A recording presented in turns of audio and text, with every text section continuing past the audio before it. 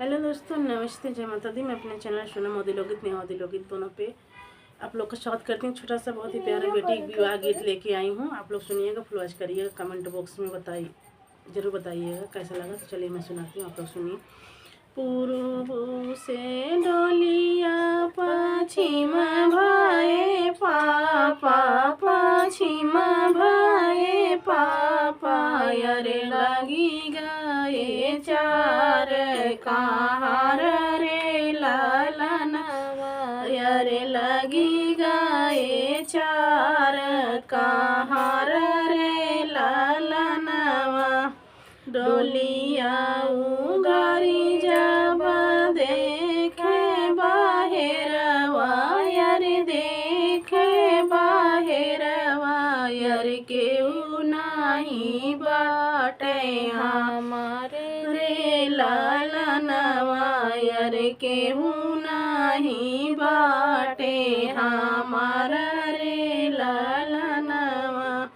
दुआरा से पापा हो रोई रोई पूछई, अरे रोई रोई पूछई, अरे कहाँ गई बेटी हमारा रे लालनवा, अरे कहाँ गई बेटी हमारा रे लालनवा। घर में से अम्मा हो रोवताया मैया रे, रोवताया मैया रे, पापा के लगी समझावई रे लालनवा, अरे पापा के लगी समझावई रे लालनवा।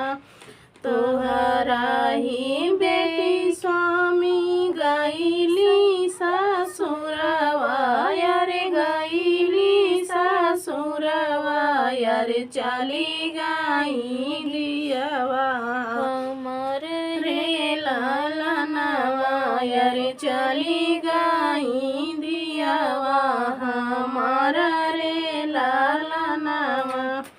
दुआरे से भैया हो रोई रोई पूछई, अरे रोई रोई पूछई, अरे कहाँ गई बहिनी हमारा रे लालनवा, अरे कहाँ गई बहिनी हमारा रे लालनवा। घर में से भाभी हो हंसताया मैया रे, हंसताया मैया रे, भैया के लगी समझावई रे लालनवा, अरे भैया के लगी समझावई रे लालनवा। तोहरी बहिना स्वामी गईली ससुरवा, अरे गईली ससुरवा, अरे चली गई बैरन हमारा रे लालनवा, अरे चली गई बैरन हमारा रे लालनवा।